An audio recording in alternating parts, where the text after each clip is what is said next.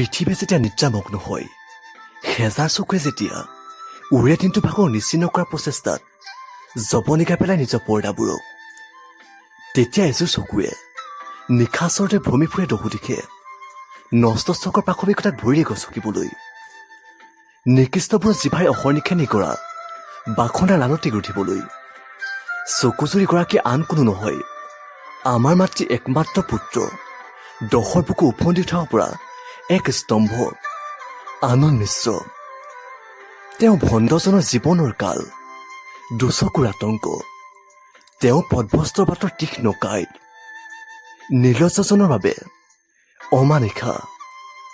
ভয় নকৰে সত্যক, বুকু পিন্ধাই নিৰ্ভয় কৰে মাথো অপৰাধীৰ বিচাৰ। আনকি হেণ্ডছেকৰ চলেৰে চকচকীয়া নোটবোৰ হাতত লৈ এৰি নিদিয়ে কোনো ড্ৰাগছ মাফিয়াক, এৰি নিদিয়ে কোনো দুৰ্বৃত্তক। প্ৰতিটো খোজে খোজে আমি প্ৰতিধ্বনি শুনো আনন্দ মিশ্ৰ, ৰাইজ যে ন্যায়ৰ অস্ত্ৰ। গৌৰৱেৰে কওঁ, আনন্দ ছাৰে আলোকিত কৰিব আমাৰ নগাঁও চহৰ। কুকৰ্ম পৰিত্যাগ কৰি মানুহৰ মুখে মুখে জিলিকিব আনন্দৰ লহৰ। জাত পাত নিৰ্বিশেষে বিচাৰ কৰিব, নিবিচাৰিব কোনো ধৰ্ম। হুংকাৰত নিশেষ হ'ব দুখীৰ কুকৰ্ম। সদৈক ছাৰক জনাইছো দুহাত জুৰি কাকতি, আপুনি ৰক্ষা কবচ তাৰেই জনাইছো মিনতি।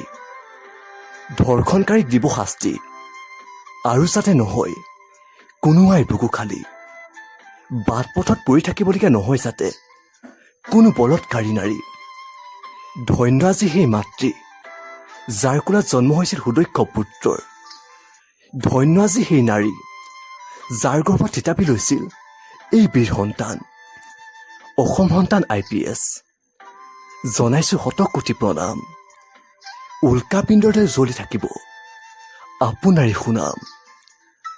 জয় আই অসম।